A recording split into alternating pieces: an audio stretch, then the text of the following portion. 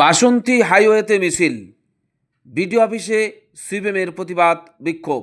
উত্তর 24 পরগনার বসিরহাট মহকুমা মুনেকা ব্লকে নির্বাচন কমিশনের পক্ষপাতিত্ব এবং এসআইআর শুনানির নামে সাধারণ মানুষকে হেনস্থা করার প্রতিবাদে সরব হল সিপিআইএম। শুক্রবার মেনাকা এরিয়ায় কমিটির উদ্যোগে বিডিও অফিস অভিযান চলে। বিক্ষোভকারীদের দাবি, এআরওকে অবিলম্বে এই হয়রানির জবাব দিতে হবে। এদিন কয়েকশো দলীয় কর্মী সমর্থক মিছিলে সামিল হয়ে প্রশাসনের কাছে ডেপুটেশন জমা দেন। কেন আপনাদের বিক্ষোভ, কি কারণে যদি বিস্তারিত বলেন? আমরা শূন্য পাওয়া লাল ঠান্ডা ভোটের অঙ্কের মানুষের বিচার করি না।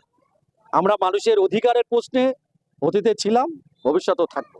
আজকের মূলত এসেছি এসআইআর নিয়ে।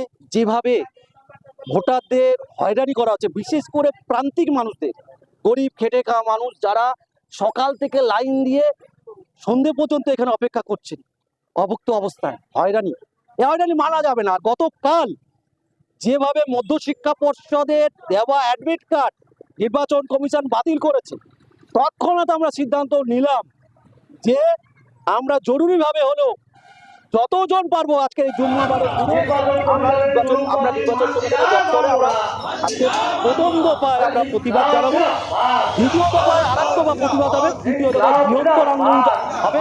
সেটা নির্বাচন কমিশন বুঝতে পারবে।